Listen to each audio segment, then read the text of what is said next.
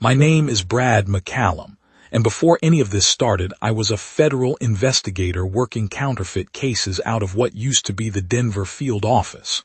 I tell you that up front because what comes after sounds like a story a drunk tells in a bar, and I want you to know it came out of a desk job.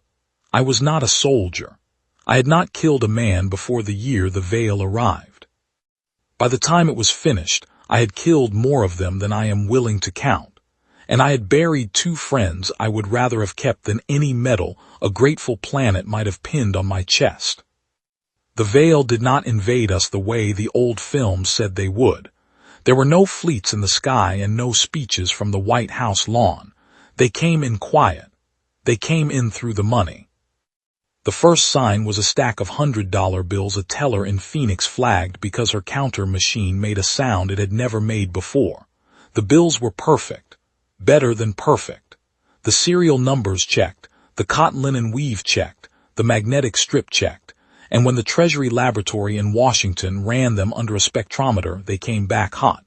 Not radioactive enough to kill anyone, just enough to mean they had not been printed in any press on this earth. The lab man who told me that had a tremor in his hand he was trying to hide with a coffee cup.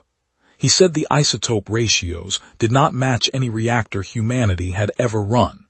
He said it the way a priest tells you the relic is real. That was how I caught the case. I was 41 years old, divorced, a man who knew tax codes and bank routing numbers and the smell of a print shop, and they handed me a folder marked with a clearance level I had never seen before and told me to find the press. I followed the money for 9 months. I lost weight. I lost a partner to a car accident on a stretch of Nevada highway that had no business being slick. I did not believe it was an accident. I did not say so out loud. The trail led me to a man named Tony Kendall and a man called Nick. I will get to Nick. Tony first. Tony was a thief. He was a very good thief, the kind that gets written up in trade journals nobody admits to reading, and he wore a red ballistic suit under his street clothes that he claimed had been built for him by a Swiss professor he refused to name. The suit had stopped 3 bullets that I personally verified, and it had been bought, the professor would later tell me, with money Tony had stolen from a Liechtenstein vault that did not officially exist. Tony ran a finishing school for grifters in a townhouse outside Prague. He was charming the way a card sharp is charming, which is to say he never quite met your eyes and he never quite lied to your face. I tracked him for 6 weeks before I made the approach. I expected to arrest him. Instead, I sat across from him in a restaurant in Trieste and watched him pour me a glass of wine and say, before I had opened my mouth, that he knew why I was there and that he had been waiting. He said the counterfeit bills were not his work. He said the bills were being moved through channels he used to own, and that he had been pushed out of those channels by men who were not men. He said the word men the way you say the word weather, like it was a category that no longer described what was happening. He said he had a partner, a man called Nick, who had seen one of them up close and had not spoken since. Not could not, would not. There was a difference, Tony said, and I would understand it when I met him. I met Nick 3 nights later in a safe house above a bakery in Belgrade. He was small and wiry, and he moved like a gymnast who had never stopped being 12 years old. He grinned at everything. He grinned at the door, he grinned at the lamp, he grinned at me when I came in, and he did not say one word the entire night. Tony spoke for him. Tony said Nick had been on a rooftop in Hamburg 6 months earlier on a job, and he had looked down through a skylight at a man counting bills, and the man had turned his head all the way around on his neck to look back. Not most of the way. All the way. 240 degrees, Tony said, with that precision thieves have about angles, and the man had smiled at Nick with a mouth that did not have the right number of teeth. Nick had come off that roof, Tony said, and had not made a sound since. I did not believe him. I wrote it in my notebook that I did not believe him. But I had a teller in Phoenix who flagged a bill, and I had a partner buried in a closed casket, and I had a folder of isotope ratios that did not exist on this planet. And so I sat in that safe house, and I drank the bad coffee, and I asked Tony what he proposed to do. He proposed we steal it, the press, the thing making the money. He said he had a location, a complex in the mountains of what used to be northern Albania, and he said he could get us inside, and he said if I came with him and brought whatever federal weight I still carried, he would split whatever we found 3 ways. I told him I was not in this for money. He laughed at me. He laughed for a long time. Then he stopped laughing and he said, quietly, that he was not in it for the money either, not anymore. And that was a thing I was going to have to take on faith. I took it on faith. I do not know why. Sometimes you look across a table at a man and you know that whatever else he is lying about, he is not lying about the thing that matters. That was Tony. That ended up being Tony for as long as I knew him. The professor gave me a suit. That was the next part. Tony took me to a house on a lake in Switzerland and introduced me to a man in his 70s with hands like a watchmaker and eyes like a man who had not slept properly in years. The professor measured me with a tailor's tape. He put me in front of a mirror in a suit of red ballistic mesh that weighed almost nothing and fit me like a second skin. He fired a pistol at me at 3 meters in his own parlor, while a girl I assumed was his niece poured tea in the next room as if this happened every Tuesday. The round flattened against my sternum and dropped to the carpet. I did not feel it. I felt the impact, but I did not feel it. The professor nodded once and said in English that it would also stop most things that were not bullets and that I should not test the qualifier. His niece's name was Helga. I mention her only because she would matter later, and because the professor loved her in that quiet European way old men have, where everything they have built has been built for someone they do not say enough kind things to. The professor had also built the car, a black sedan with no driver, that came when Tony whistled and parked itself in tight Belgrade alleys, and would, if asked nicely, drive itself off a cliff with you in the back seat just to prove a point. I never got used to the car. I sat in the front passenger seat with my hands on my knees like a man on a first flight. We went into the mountains. I will tell you about the first time I saw a Vehl up close, because everything I did afterward was downstream of that moment. We had taken a service road up the side of a peak the maps did not show. The complex was built into the rock, ventilation stacks disguised as boulders, a single steel door behind a waterfall that Tony had somehow known about. We went in through a drainage tunnel. Nick went first because Nick could fit through spaces the rest of us could not, and Nick could move without sound. And Nick, I had come to understand, was not afraid of anything anymore because Nick had already met the worst thing and had decided to grin at it. Tony went second. I brought up the rear with a service pistol I had been issued in another life. The tunnel opened into a hall. The hall was not built by humans. I want to be clear about that because it took me a moment to understand what I was seeing. The walls were the color of wet bone. They were also very faintly breathing. There were no right angles. The lights were not lights. They were patches of luminous resin growing in the seams, and they shifted color when you looked at them too long. The air smelled like a hospital and like a wet cellar, and underneath both of those, like something that had been alive and was now being chemically prevented from rotting. In the center of the hall stood a Vehl. It was tall, call it 7 feet, give or take. It was built on a vertical plan that did not quite work for our gravity, narrow at the hips and wider at the shoulders, with arms that hung past its knees and joints in places joints should not be. It had a face. That was the worst part. The face was almost human.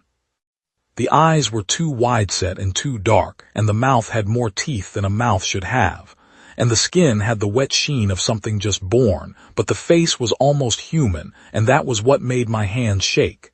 It was wearing a suit, a business suit. Charcoal gray, well cut, expensive. The tie was knotted properly. The shoes were polished. It had learned us from photographs, and it had gotten almost everything right, and the part it had gotten wrong was the part you could not name. It turned its head to look at us. It turned its head all the way around. The body did not move, just the neck, smooth and unhurried, until the face was looking at us across its own back. Then the shoulders rotated to catch up slowly, like a man remembering an old habit.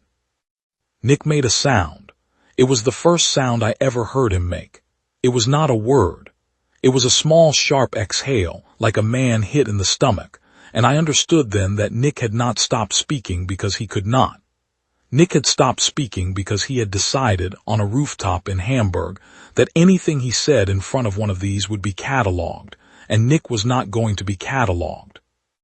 The Vehl spoke. Its voice was reasonable. That was the word that came to me at the time, and it is the word I still use. Reasonable.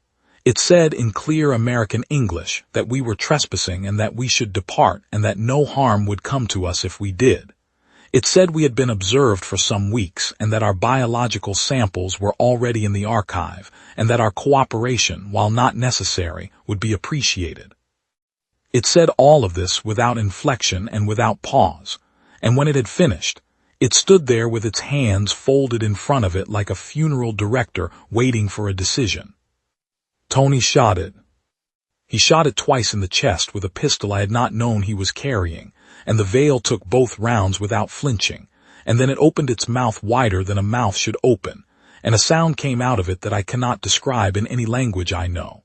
It was the sound a building makes when it falls. It was the sound the inside of your head makes when you have not slept in 4 days.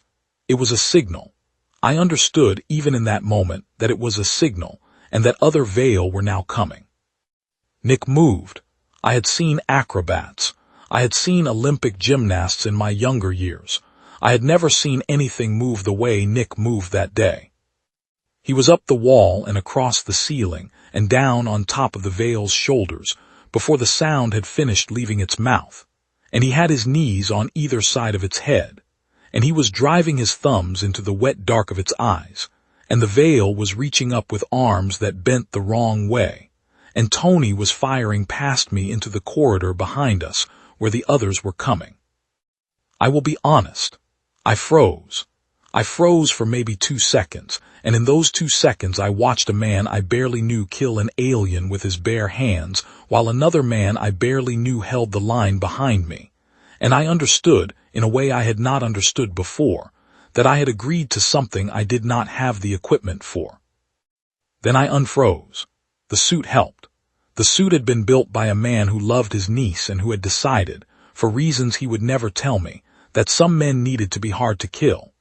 I came up next to Tony, and I fired down the corridor at the shapes I could see, and the shapes fell, and when one of them got close enough to put its hands on me, I felt the suit absorb a blow that should have broken my ribs, and I drove the pistol up under its chin and pulled the trigger until the slide locked back.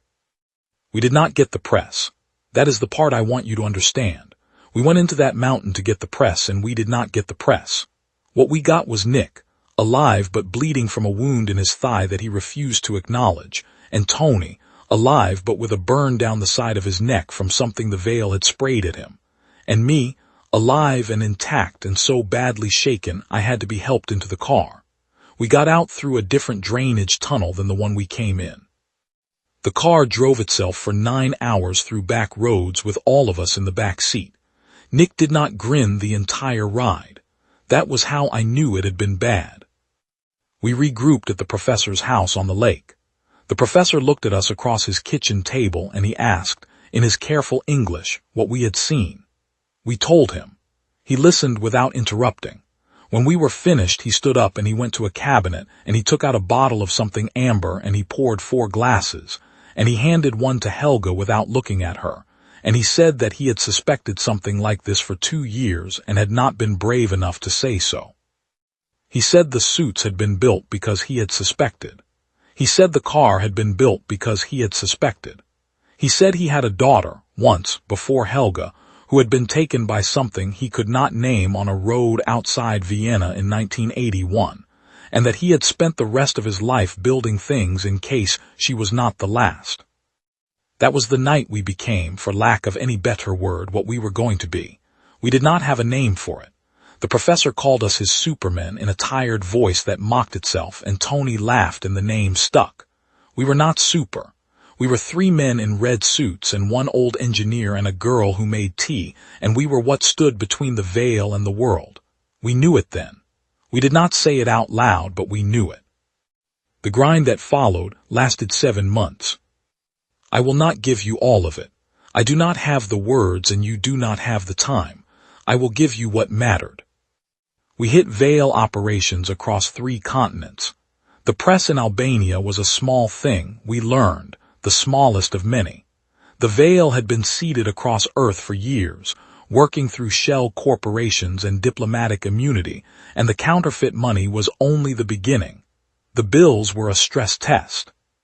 The Vehl were studying our economy the way an entomologist studies an ant colony, and the universal replicator, the thing they were building toward, was meant to be deployed at a scale none of us understood. We learned this piece by piece. We learned it from a Vehl accountant Tony took alive in Lyon and interrogated for 40 hours in a basement that did not officially exist. We learned it from intercepted shipments, from bribed dockworkers, from a defector who came to us in Singapore and was dead within a week of an embolism that no doctor could explain. There was a warehouse in Rotterdam. I will tell you about that one because I have not been able to stop telling myself about it for 20 years. The warehouse was a transshipment point for what the manifests called industrial enzymes, and what was, in fact, the organic substrate the Vehl had been seeding into food supplies in 12 countries. The substrate did not kill anyone. It did something more patient than that. It thinned the cell walls in a way that did not show up on any test we knew how to run, and it did so most efficiently in children under the age of 9. The professor explained this to us across his kitchen table with diagrams he had drawn himself, and Helga sat at the other end of the table and listened with her hands folded. And when the professor had finished, she stood up and she left the room, and we heard her being sick in the bathroom, and none of us said anything about it. We hit the warehouse at 3 in the morning in a rain that had not stopped for 2 days. There were 12 workers inside, Vehl in human shape, and there were 4 of what the professor had taken to calling foremen, larger Vehl who carried tools we did not recognize. The fight lasted 19 minutes. I know because Tony timed it. We came out with both of our suits scorched from something the foreman had thrown that ate through brick, and Nick came out with a broken collarbone. He set himself in the back of the car on the drive to the safe house. The warehouse burned. The substrate burned with it. Tony stood in the rain across the canal and watched it burn for a long time. When he turned away from it, he said, in a voice that was not his charming voice, that he had eaten dinner once with one of the men who imported it in a restaurant in Antwerp 2 years before any of this. He said the man had paid for dinner. He said the man had asked after Tony's mother. Tony's mother had been dead for 16 years at that point. The man had asked after her by name. There was a banker in Zurich. There was a customs inspector in Marseille. There was a deputy minister in Buenos Aires, whose office Nick went into through a window on the 11th floor of a building, and Nick came back out through the same window an hour later, and the deputy minister was never seen again. And the man who replaced him at the ministry was a quiet Argentinian career bureaucrat who, 3 months later, was an enormous help to us on a matter involving a shipping route through the Strait of Magellan. We did not ask Nick what had happened on the 11th floor. Nick would not have told us. Nick had begun, in those months, to develop a way of looking at certain rooms before he entered them, a small still half-second where he listened to the air, and I came to understand that he was deciding, in that half-second, whether what was inside the room was something he was going to talk to or something he was going to remove. There was a chemist in Edinburgh who tried to give himself up to us and who turned out at the safe house not to be entirely human anymore. The professor had a term for it. He called it advanced integration. The chemist had been working for the Vehl for 9 years, and they had been, in increments, modifying him. And what had walked into our safe house was not entirely the man the chemist had once been, and not entirely a Vehl either, but something in between that the professor said could not be reversed and could not be safely held. The chemist sat at our kitchen table for 6 hours, and he told us everything he knew in a voice that was his own voice, and that did not, every 4th sentence, slip into the reasonable cadence I had heard in the Albanian mountain. He knew that he was slipping. He knew, too, what we were going to have to do. When the 6 hours were up, he asked for a glass of water, and he drank it, and he said thank you to Helga, who had brought it, and he said he had a wife in Edinburgh who did not know what he had become. He asked us to leave her his pension and to tell her he had died in a bicycle accident, which was a story he had been preparing for years. Tony said we would. We did. I do not know what Nick did with the chemist. Nick took him into the woods behind the house. Nick came back alone. I did not ask. I want you to understand something about Tony in those months. Tony was not a soldier, and Tony was not a saint, and Tony had been, for most of his adult life, a man who took things that did not belong to him and considered the taking a kind of art. But Tony had a code. I did not understand the code at first. The code did not match any code I had been trained to recognize. The code had nothing to do with the law. It had to do with whether a man at the end of a day could look at what he had done and recognize his own hands. Tony lost some of his code in those months. He did things he had not done before, and he did them without hesitating, and he did them because the math had changed and because he had decided, somewhere in himself, that the math allowed it. But he kept enough of it. He never went past a point I could not follow him to. That was the thing about Tony. He always left me a place to stand. Nick was different. Nick had passed his point a long time ago on a rooftop in Hamburg, and Nick was operating now in a country I did not have a passport for. I followed him into that country when I had to. I did not stay there. I do not know if Nick ever came back. I want to tell you about Lyon, because Lyon was where Nick spoke again. The Vehl accountant was the closest thing to a human one of them had managed. It had been on Earth for 11 years. It had a wife who was not a wife. It had 2 children who were not children. It had an apartment in the 6th and a season pass to the opera, and when Tony took it off the street it was carrying a leather briefcase with 3 bottles of Bordeaux inside, a gift for a dinner party it had been on its way to host. We put it in a chair. We did not torture it. I want that on the record. We did not need to. The Vehl talk. They talk the way water flows downhill because they have been trained somewhere in their evolutionary deep past to share information with anything that asks. We asked. It told us. It told us about the replicator. It told us about the staging world. It told us about the children. The children were the part that broke us. There is an island in the South Pacific the maps call a research station. It is not a research station. It was set up, the accountant told us in 1993, by a consortium of governments who had been quietly approached by the Vehl with a proposition. The proposition was this. The Vehl had a substance, an organic substrate that could cure most childhood cancers and several other conditions besides. The treatment took years. The treatment required the children to be moved to a controlled environment. The treatment was free. The government said yes. Of course they said yes. There were photographs of the island in a folder the accountant had in his briefcase, photographs of children swimming in clear water and eating fruit off trees and waving at cameras, and the children were thin in a way that healthy children are not, and they were smiling in a way that healthy children do, and there were almost 4,000 of them on that island. The accountant told us, in the same reasonable voice the first Vehl had used in the Albanian mountain, that the children were being prepared for harvest. That the universal replicator, once it was operational at scale, required organic seed mass to function, and that human children were ideal because their cellular structures were still plastic, and because their bodies were small enough to process efficiently. He said this without any inflection. He said it the way a man tells you the weather forecast. He said that the harvest was scheduled for the 3rd week of November, that the staging world had been prepared, that the children would feel no pain, that this was the most humane option his species had been able to design. He said that he was sorry. He used those words, I am sorry.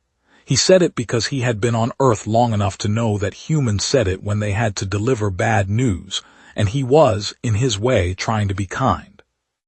Nick spoke then. Nick had not spoken in over a year. Nick stood up out of the chair he had been sitting in against the wall, and he walked across the basement, and he stopped in front of the accountant, and he said, in a voice that sounded like it had not been used in a long time, in English with a faint German accent I had not expected, that he had a sister once. He said her name. He said she had died of leukemia in 1991 in a hospital in Munich, and he said that if she had been alive in 1993, his parents would have sent her to that island, and they would have done it gratefully, and they would have written thank you letters to the people running it. Then Nick killed the accountant. He did it with his hands. It took longer than it should have. None of us stopped him. I have not told that part to anyone before. I am telling you because I want you to understand that we were not heroes. We were men in a basement in Lyon doing things that men in a basement in Lyon do. And we were doing them because the alternative was 4,000 children being processed for organic seed mass on a moon nobody had ever heard of. There is a kind of accounting that gets done in basements like that, and I had spent my professional life on the other side of that accounting, and I had not understood until that night how thin the line is and how quickly you cross it once the children are real to you. The accountant had told us about the children in a reasonable voice. The accountant had brought Bordeaux. The accountant had been on his way to a dinner party. None of these things saved him. None of them should have. I want to be honest about that because the lie I could tell here is the lie that we were better men than we were, and I am too old now to tell that lie. We sat in that basement after, the three of us, and we did not speak for an hour. Then Tony stood up and he poured the Bordeaux from the leather briefcase into 3 glasses and he handed them around and we drank, and Tony said quietly that we were going to the island. I said the island would be guarded.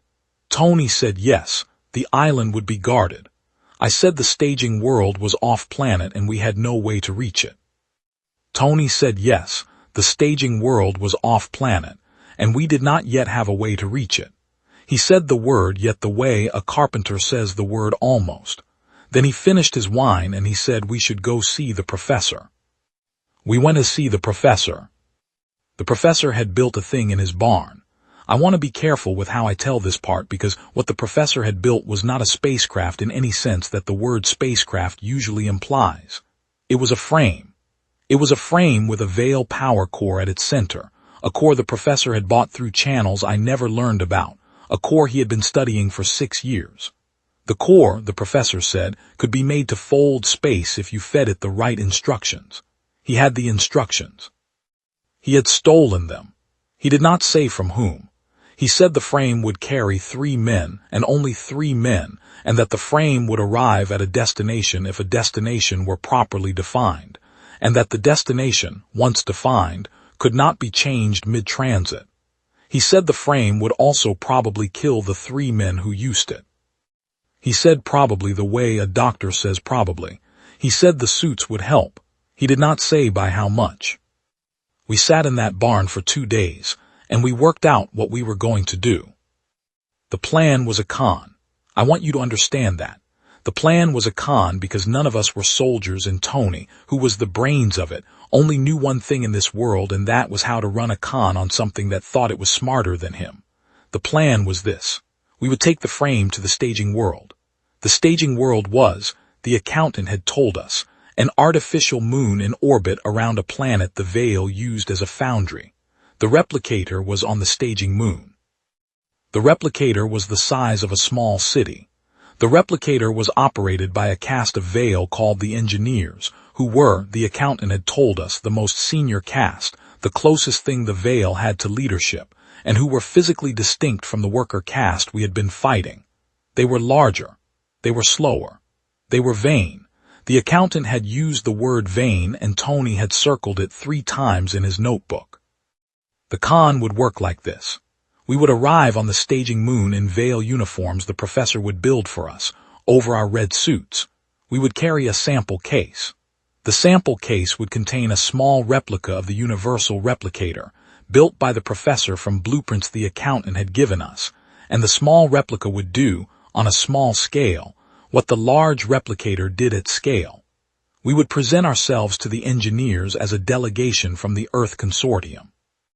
We would tell them with apparent humility that the harvest of the children had produced a yield purer than expected, and that the Earth Consortium wished to demonstrate, as a gesture of partnership, a refinement of the replicator process the human scientists had developed. We would ask permission to demonstrate. The engineers, being vain, would grant it. We would then feed the small replica into the large replicator. The small replica, the professor had calculated, would create a cascading instruction loop in the large replicator. The large replicator would try to duplicate the small replica. The small replica was designed to duplicate the large replicator. The two machines would, in effect, try to eat each other. It was, Tony said, the oldest con in the book. You sell a man a copy of himself and you watch him disappear into the mirror. I asked what would happen to the children. The professor said the children were the part he had not solved. He said the staging moon was where the children would be brought for processing, and that the harvest fleet would not arrive at the island until the 3rd week of November, and that if we could destroy the replicator before then, the harvest would not happen, because the replicator was the only one the Vehl had, and rebuilding it would take, by his estimate, 11 years. 11 years was enough time, the professor said, for humanity to learn to fight back properly. He said this with the certainty of a man who had decided to believe something because the alternative was unbearable. I did not argue with him. We left in the 2nd week of November. The transit was the worst thing I have ever felt. I will not give you details because there are no good ones. We arrived on the staging moon 11 hours after departure by our suit chronometers, although the professor would later tell me that no time had passed on Earth, and that he was unsure how to reconcile this. The three of us came out of the frame on our hands and knees on a polished floor that reflected our faces back at us, and I vomited, and Tony helped me up, and Nick stood and looked around with that grin of his, and adjusted the lapels of the Vehl uniform the professor had built for him. The engineers met us in a chamber the size of a cathedral. There were 5 of them. They were taller than the worker caste, 8 feet at the shoulder, and they were robed, and their faces were more refined, more careful, more nearly human. They were vain. I saw it the moment I saw them. They had been built by their own species or by themselves to be looked at, and they had not been looked at by anything they considered worthy in a long time. They received our delegation with what passed for them as warmth. The chamber itself was a thing I have tried since to describe to myself in the dark on nights when I cannot sleep. It was not built. That is the closest I can come. It had been grown, or it had been convinced into being, and the materials of it did not behave the way materials are supposed to behave. The floor reflected, but it reflected at a delay, so that when you moved your hand, the reflection of your hand caught up a half-second later, like a thing remembering. The ceiling, when I let myself look up, had stars in it, not painted stars, stars. The professor would later tell me that the staging moon was, in some sense he could not articulate, partially elsewhere, and that the chamber was a place where the partly elsewhere was closest to the floor. I am not a man given to mysticism. I am telling you what I saw. The engineers stood in a half-circle. Their robes were a color I could not name. The largest one, the one in the center, was almost 9 feet tall, and its face had been worked, by whatever hands or processes the Vehl used, into something that was supposed to be reassuring. The mouth was a little too wide. The eyes were a little too dark. The cheekbones had been made high, the brow strong, the jaw level. It had been built to look like the kind of man a frightened human would trust. It had been built, I realized, for us, for this meeting. The Vehl had known somehow who would be coming, or they had known that someone would be coming eventually, and they had prepared a face for it. It was the face of a man you would call sir. It was the face of a man you would tell your problems to. It was almost right. The part it had gotten wrong was that the face never quite settled. It moved very faintly under the skin, the way a room of furniture moves when you have stopped looking at it. Tony did the talking. Tony was magnificent. I had seen him work marks before in the months we had been together, and I had thought I had seen him at the top of his form. I had not. Tony stood in that chamber in front of 5 engineers who could have killed him with a thought, and he flattered them. He flattered them about the elegance of their architecture. He flattered them about the foresight of their plan. He flattered them about the precision of their language. He apologized with exquisite humility for the crude state of the Earth contribution. He opened the sample case. He set the small replica on the floor in front of the largest engineer. He explained, in the technical language the accountant had taught him, what the small replica was designed to do. The engineers leaned forward. They were, I realized, fascinated. They had not expected the food to talk back, and the food was talking back with charm. I watched Tony work, and I thought about every con man I had ever interviewed in a federal holding room, every grifter I had ever sat across a table from with a notebook open between us, and I understood that I had never met one who was any good. The good ones do not get caught. The good ones do not sit in federal holding rooms. The good ones stand in chambers on staging moons in front of 5 vain alien engineers, and they sell those engineers their own deaths, in increments, with the warmth of an old friend recommending a wine. Tony was selling them their deaths. He was selling them their deaths, and he was making them grateful for the purchase. The largest engineer made a sound that I think was approval. The smaller ones echoed it. The chamber filled with the soft, slow sound of 5 Vehl in the early stages of being delighted, and Tony bowed his head in mock humility, and Nick, beside me, did not grin. Nick was watching the exits. The largest engineer agreed to the demonstration. We were taken to the replicator. The replicator was, as the accountant had said, the size of a small city. It hung from the ceiling of a chamber so large the far walls were lost in haze, and it pulsed, slowly, with the same wet light I had seen in the Albanian mountain. The engineers gestured to a platform. Tony placed the small replica on the platform. The small replica began to do its work. I do not know how long it took. My suit chronometer says 46 minutes. It felt longer and it felt shorter.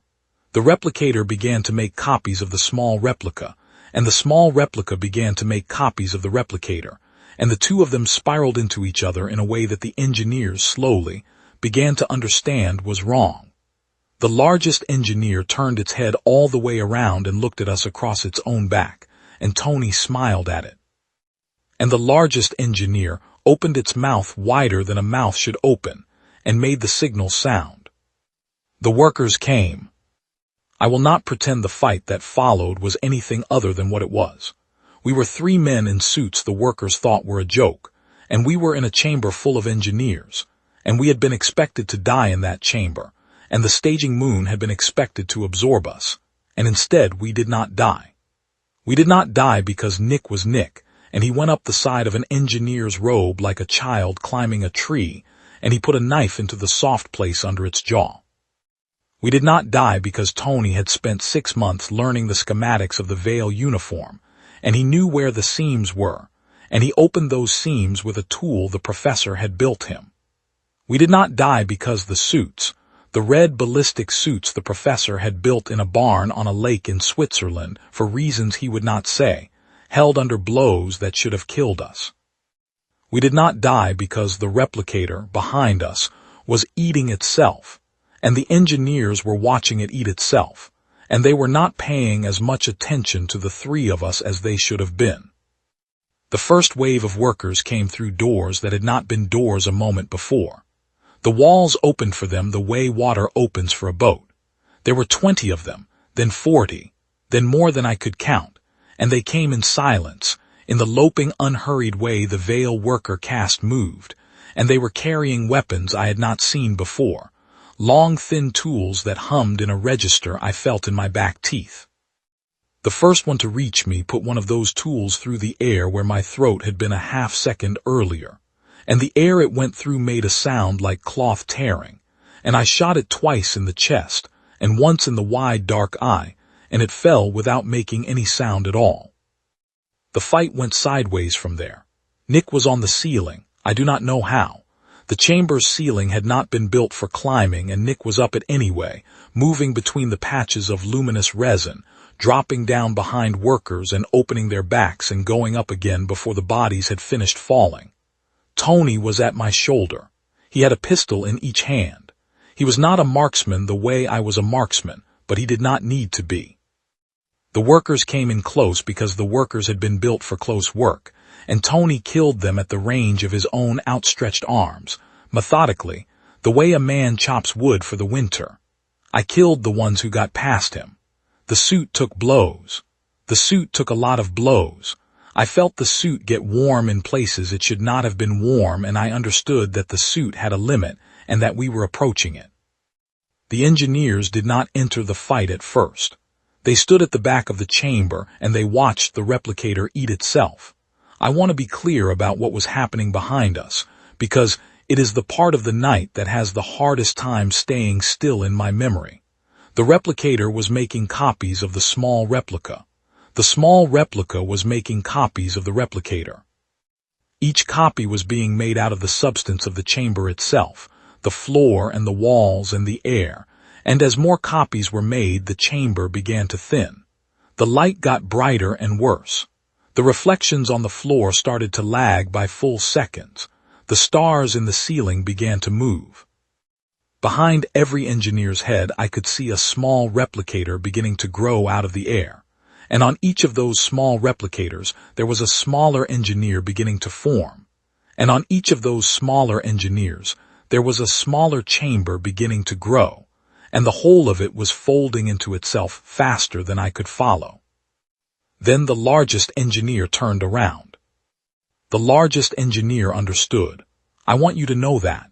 It understood, in the moment it turned around, what had been done to it, and it understood who had done it, and it understood, I think, that the species it had been preparing to harvest had just sold it its own death and made it grateful for the purchase. The face that had been built to look reassuring became something else for a moment. The face stopped trying. The thing under the face came up to the surface and I saw it, and I will tell you the truth. The thing under the face was almost not anything at all. It was just a kind of focused hunger. A patient, organized, very old hunger that had crossed a great deal of space to get to us, and that had not expected to be inconvenienced. The largest engineer came across the chamber at me. I do not know why it came at me. Tony was closer. Nick was more dangerous. Maybe it had read my file in the months it had been watching us and had decided I was the weak one. Maybe it had simply not seen me as a threat and had wanted to clear me out of the way to get at the others. Maybe it had no reason at all that I would understand. It came at me, and it covered the distance in 3 strides that should have taken 6, and it lifted me off the floor by the front of my Vehl uniform, and it brought my face up to its face, and it looked at me with eyes that did not have backs to them, and it said one word. The word was my name. It said my full name, my given name, and my mother's family name in the voice that the first Vehl had used in the Albanian mountain, the reasonable voice. It said my name, and it waited as if it expected me to acknowledge that being named was the same as being known. It expected something from me. I have thought about this many times since. I think it expected fear. I think it had been told, somewhere in its training, that humans who heard their names spoken in that voice would fold.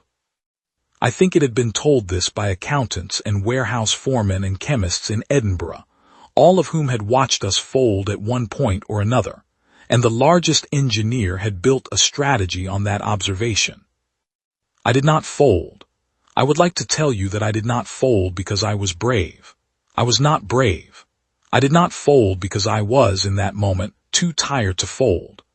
I was 41 years old, and I had been awake for 30 hours, and I had buried more people than I could count, and I had left a man named Tony bleeding in a corridor that did not exist, and there was nothing left in me that had any folding to do. I looked into the eyes that did not have backs to them, and I shot the largest engineer under the chin with a pistol I had pulled out of a holster. I do not remember pulling it out of, and the round went up through the soft place where its skull met its spine. And the largest engineer dropped me, and it stood there for a moment with my full name still on its mouth, and then it fell over sideways like a felled tree. I killed an engineer. I want you to know that. I killed it with a service pistol and 3 rounds at close range, and the look on its face, when it understood what was happening, was the look of a man who had never been told no in his life. It was a small mercy that I was the one who got to tell it. The other engineers came apart after that, not all at once. 2 of them tried to make it to the corridor that led to the replicator chamber, as if they could still stop what we had started, and Nick dropped on them from the ceiling and opened their throats with a kind of patient surgical precision he had not shown before. The remaining two stood in the middle of the chamber and watched us, and they did not move, and I understood after a moment that they were not refusing to fight. They were waiting. They were waiting for something to come through the door at the back of the chamber, and what was going to come through the door at the back of the chamber was the wave of workers we had not yet seen, the real wave, the one that the first two waves had been clearing the way for. Tony understood it first. Tony took my shoulder and he turned me toward the corridor we had come in by, and he said, in a voice that was completely calm, that it was time to go. The replicator went up. It did not explode. That is too clean a word. It collapsed in on itself, slowly and then quickly, and as it collapsed it began to draw the chamber in with it, and the staging moon, the professor had told us, would not survive the collapse. We had 11 minutes from the moment the cascade reached critical, by his calculation, before the moon failed. We had spent 4 minutes in the fight already. We had 7 left to reach the frame. We did not all reach the frame. Tony went down in a corridor I cannot describe to you because I do not remember it. He went down with a piece of something in his chest that he refused to look at, and he sat with his back against a wall the color of wet bone, and he looked up at me, and he told me to go. He said it the way you tell a man to take an umbrella because it might rain. He said it in that same charming, unhurried voice he had used in the restaurant in Trieste the first time I met him. He said he was tired anyway. He said the wine on the staging moon was probably terrible. He said I should tell Helga that her uncle had built a good suit, and that it had done its job. He said all of this in less than a minute, and then he closed his eyes and he was gone, and Nick was pulling at my arm, and the staging moon was beginning to come apart around us, and I left him there because there was nothing else to do. Nick and I reached the frame with 2 minutes to spare. The frame was not designed for 2. We made it work. The transit was worse going back than it had been coming out. We came out of the frame in the barn in Switzerland on the cold concrete floor, and Nick lay on his side and laughed, silently, for a long time, with tears on his face that I had not seen on him before. The professor was not in the barn. Helga was. Helga told us that the professor had died in his sleep 4 hours after we left, of a heart he had been refusing to tell anyone about for some years. She said this with dry eyes. She said he had left letters. She gave Nick a letter and she gave me a letter and she kept one for herself, and she did not open hers in front of us. I did not open mine until I was home. The harvest did not happen. The fleet that had been moving toward the island in the South Pacific lost coordination within hours of the replicator's collapse, and the ships, deprived of whatever signal the engineers had been broadcasting, fell silent and drifted off course and were intercepted, weeks later, by the navies of 3 nations who had been told just enough of the truth to know what they were looking at. The Vehl on Earth, the ones who had been working through shell corporations and diplomatic immunity, were rolled up over the following 2 years. Most of them surrendered. Some of them did not.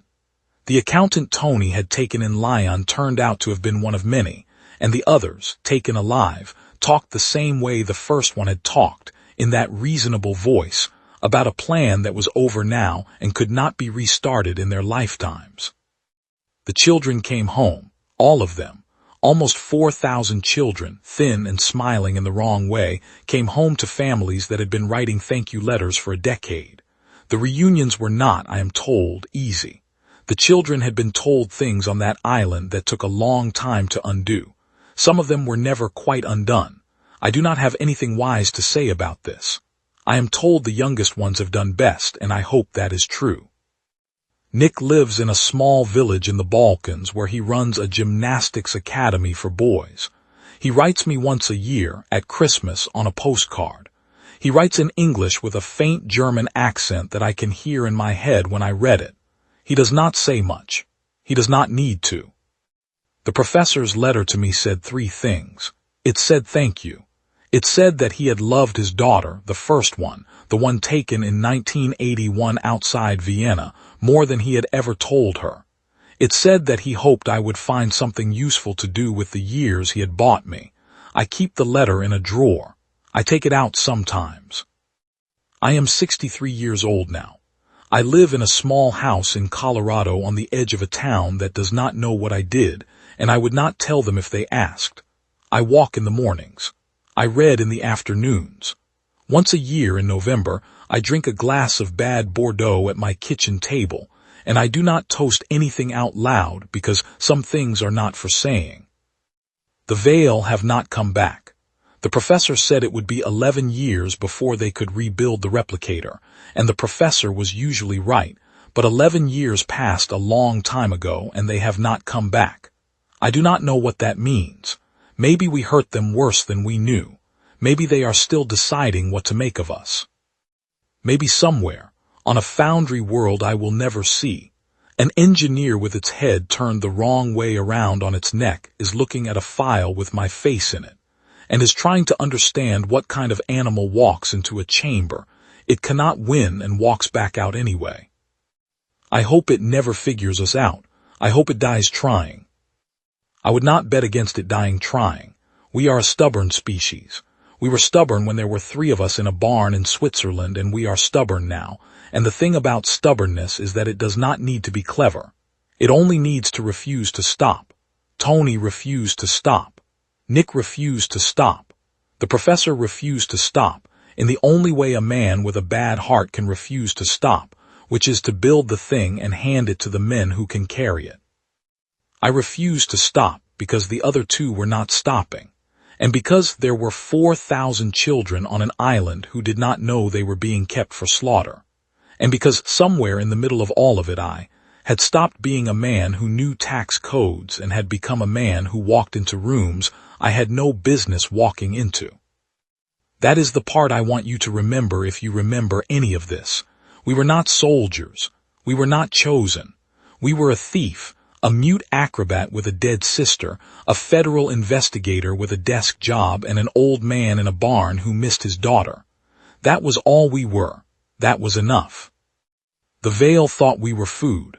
They were polite about it the way a butcher is polite to a calf. They had studied us through photographs and through tellers in Phoenix and through accountants at the opera, and they had decided, with the certainty of a species that had eaten its way across a corner of the galaxy, that we would go quietly. We did not go quietly. We did not go at all. I think about that sometimes, sitting in my kitchen in November, with the bad wine and the letter in the drawer.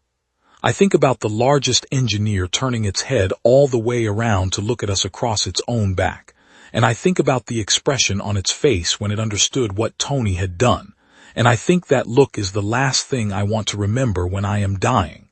Not the children, not the medals nobody gave me, not the friends I lost, or the friend I left in a corridor on a moon that does not exist anymore. Just that look. The look of something that thought it was the smartest thing in the room. The look of something learning otherwise. There is a bottle of Bordeaux on the counter. The sun is going down. The professor's letter is in the drawer where I keep it. I have not opened it tonight. I do not need to. I know what it says. I pour the wine. I sit at the table. I do not toast anything out loud. Some things are not for saying.